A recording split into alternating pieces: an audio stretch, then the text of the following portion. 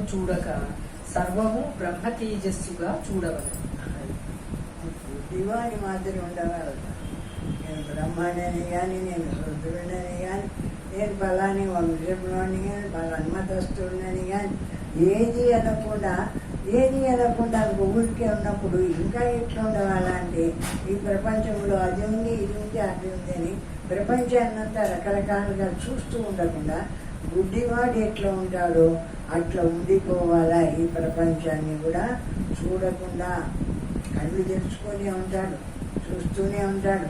కానీ పలాంది అని ఈ ప్రపంచ విషయాన్ని దేన్ని అనుకున్నటువంటి వాడుగా ఉండవాలా. ఆ యతి అయినటువంటి వాడు, సన్యాసి అయినటువంటి వాడు ఆ విధంగా ఉండవాలి.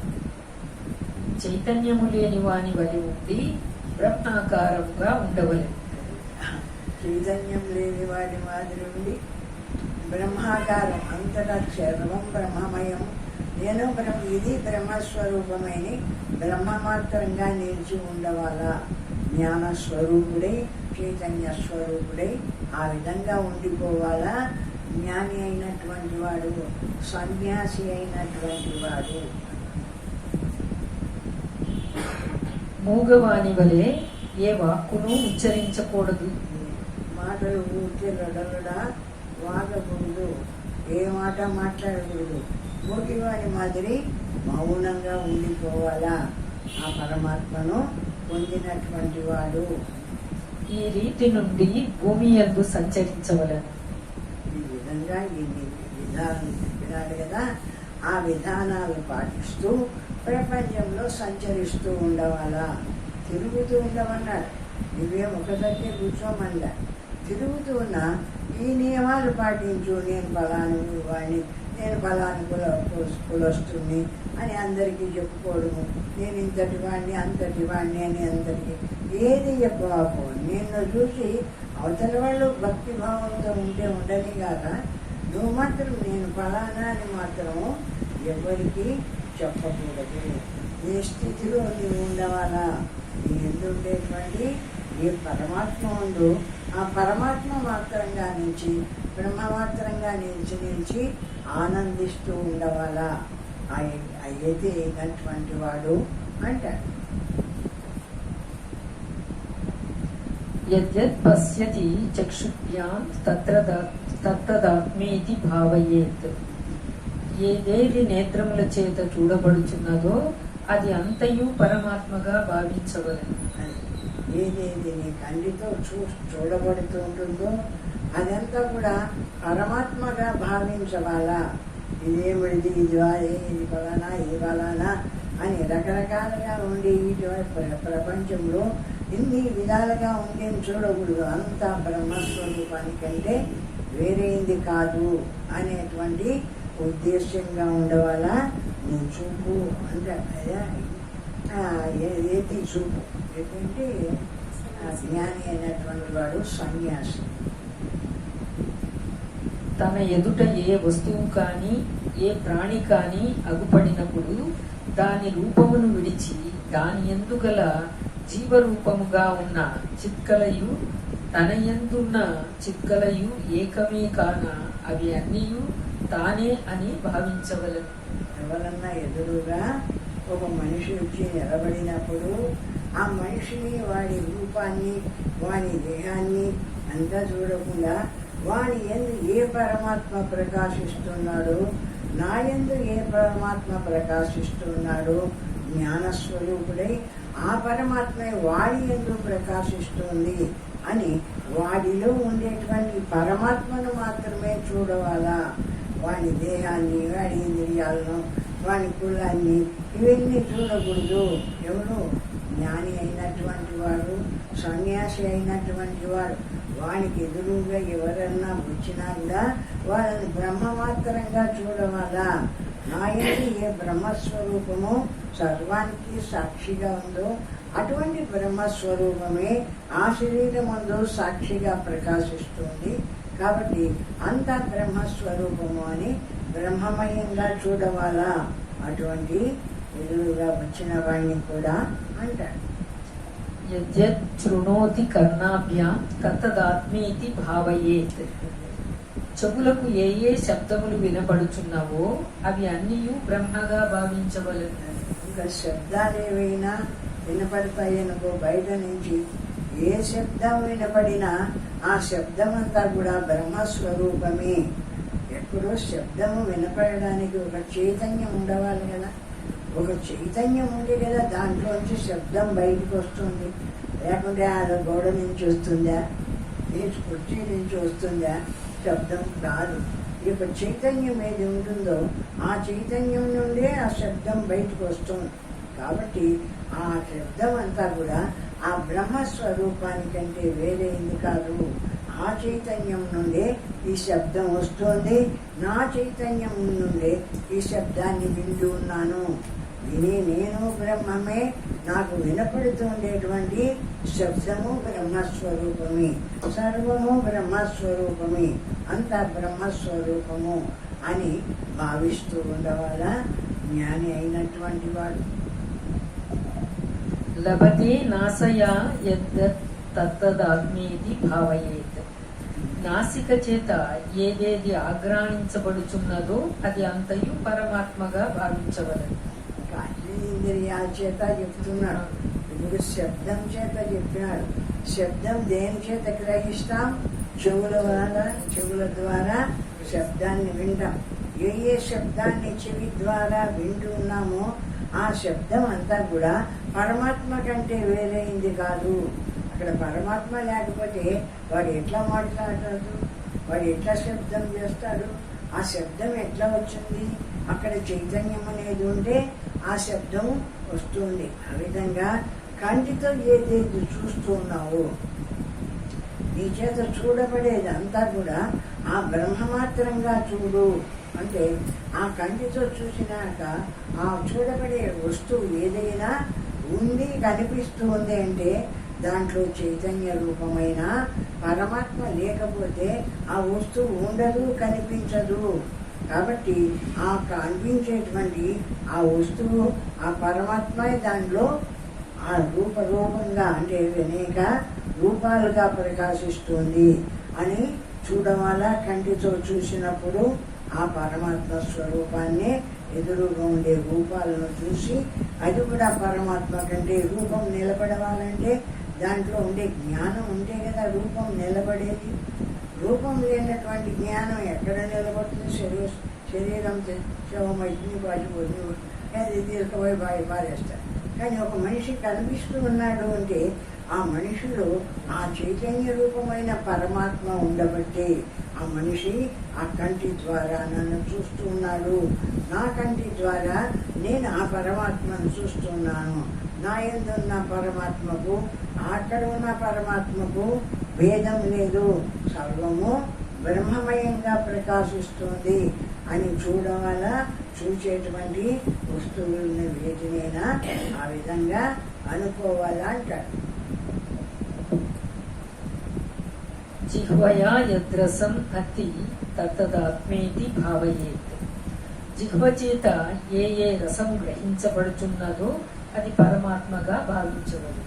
నాలుక చేత ఏ ఏ రసం గ్రహిస్తామో, ఒక తీపునో, ఒక ఉప్పునో, ఒక కారాన్నో ఏదైనా ఒక రసాన్ని గ్రహించినప్పుడు అదంతా కూడా పరమాత్మ కంటే వేరైంది కాదు.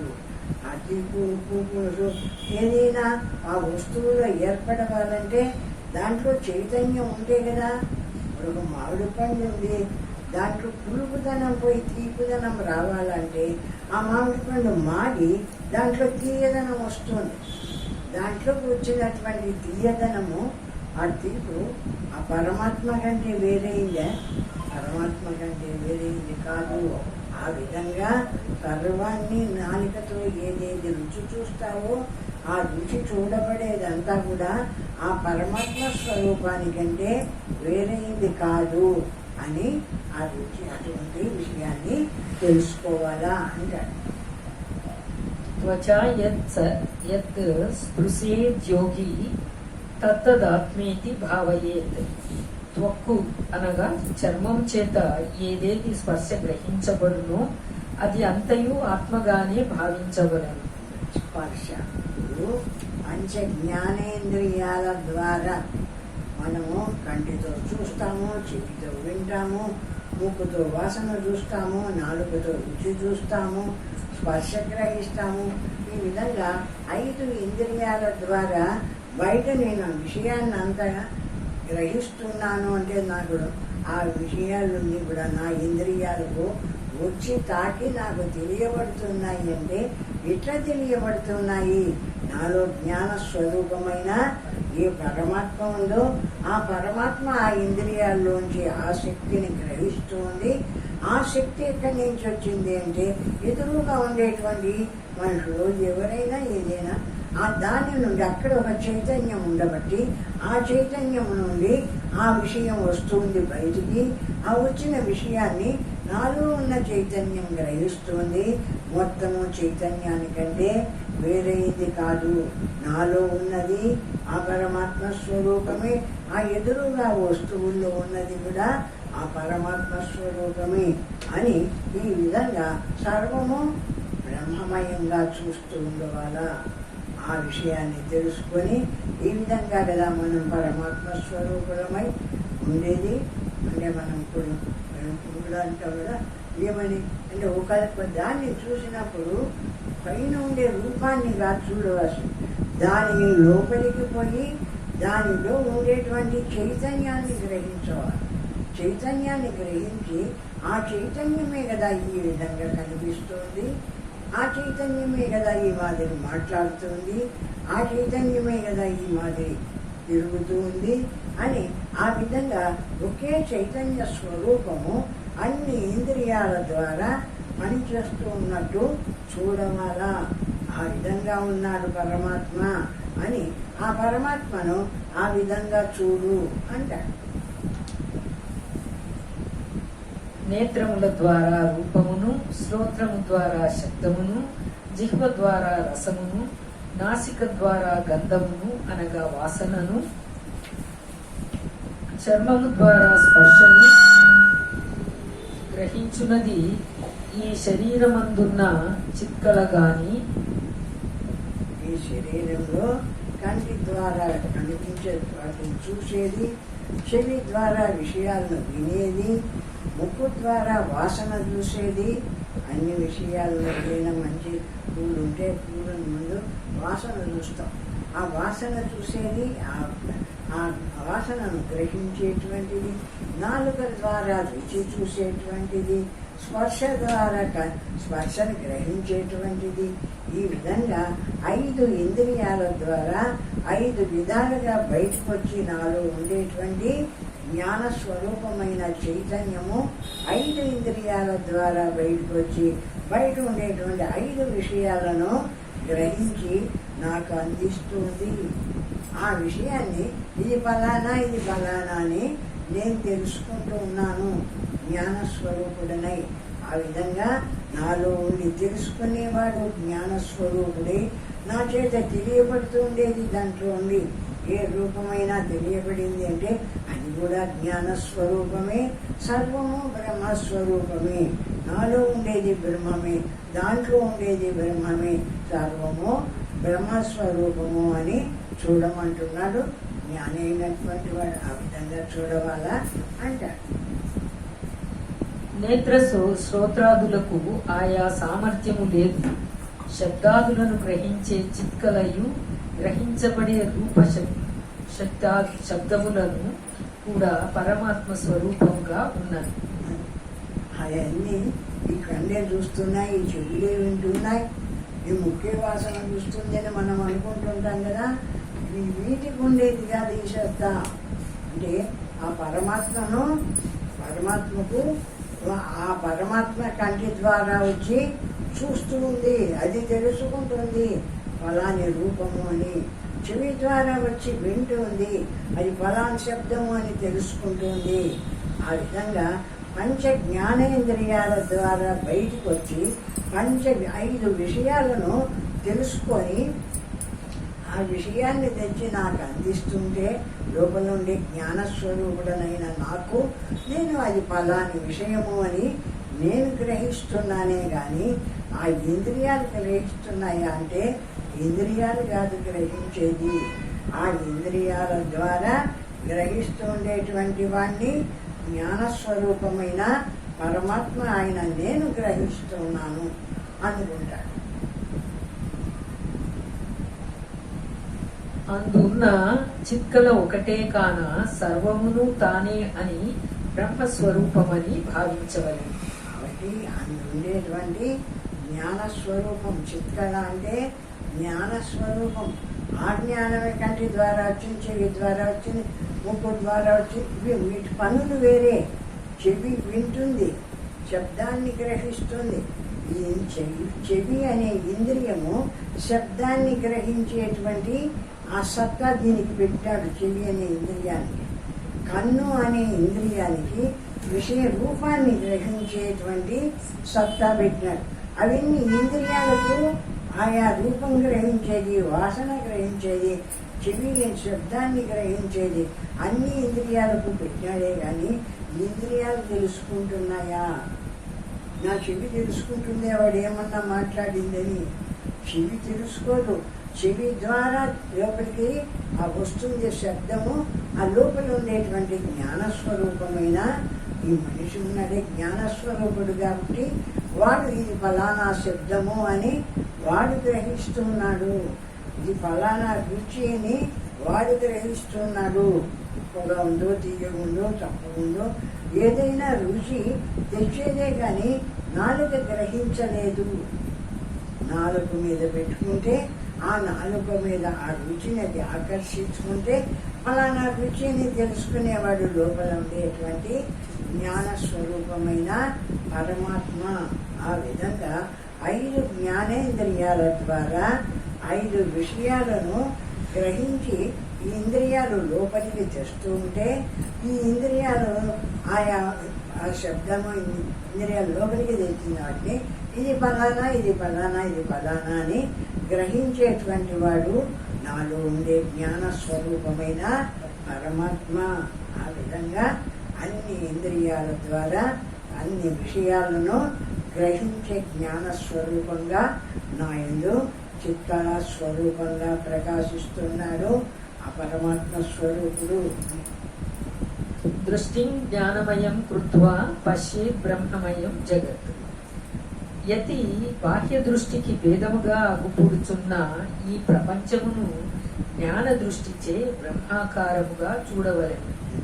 దృష్టి జ్ఞానమయం కొరత పశ్యే బ్రహ్మమయం జగత్ అంటే నువ్వు జ్ఞానమయంగా చూసి అంటే అక్కడ ఉండే మనిషి చూడబడుతున్నాడు. వాడు మనిషే అనుకోకుండా వాణిలో ఉండే చైతన్యమే ఆ మనిషి రూపంగా కనిపిస్తుంది. వాణిలో ఉండే చైతన్యమే ఆ కళ్ళ రూపంగా విషయాన్ని గ్రహిస్తుంది. వాణిలో ఉండే చైతన్యమే చెవి రూపంగా ఉండి విషయాన్ని వింటుంది అని ఈ విధంగా పంచ జ్ఞానేంద్రియాల చేత 5 రకాల విషయాన్ని గ్రహిస్తూ ఉండేటువంటిది ఏది అంటే ఇందు ఉండేటువంటి శుద్ధ జ్ఞానస్వరూపుడు. ఆ జ్ఞానస్వరూపుడే పరమాత్మ. కాబట్టి సర్వాన్ని గ్రహించేటువంటి శక్తి జ్ఞానస్వరూపమైన పరమాత్మకు ఉంది కానీ ఈ ఇంద్రియాలే గ్రహించలేవు. ఈ ఇంద్రియాలు ఒక పరికరాలు మాత్రం. అనగా నామరూపముల విభేద జ్ఞానమును విడిచి వాటి ఎందున్న సత్తాను గ్రహించి అఖండాకార చిదాకాశమును భావించవలెను. ఆ నామరూపాలు పైన కనిపిస్తున్నాయే వాటిని విడిచి దాంట్లో ఉండేటువంటి జ్ఞానస్వరూపమైన ఏ పరమాత్మ ఉన్నాడు ఆ పరమాత్మ అఖండాకారము, అంతటా ఉన్నాడు. ఈ శరీరంలో ఒకటే కాదు, శరీరంలో బయట లోపల అంతటా వ్యాపించి ఉండేటువంటి వాడు ఆ అఖండాకార రూపమైన ఆ పరమాత్మ స్వరూపుడు అని ఆ విధంగా పరమాత్మను గ్రహించవాలా అంటారు. ప్రపంచం లోపలను పైని కూడా చిదాకాశము వ్యాపించి ఉన్నందున నేత్రముల కగుపడు స్థూల రూపమును విడిచి ప్రతి మనిషి అందును ప్రతి వస్తువందును సత్తారూపముతో ఉన్న చిత్కళను జ్ఞాన దృష్టి చేత గ్రహించవలెను. బయట చూస్తూనే ఒక మనిషిని వాడు వీడు అని అట్లా చూడకుండా జ్ఞాన దృష్టి చేత ఎవడైనా ఏ మనిషి అయినా వానిలో జ్ఞాన స్వరూపమైన ఏ పరమాత్మ ప్రకాశిస్తూ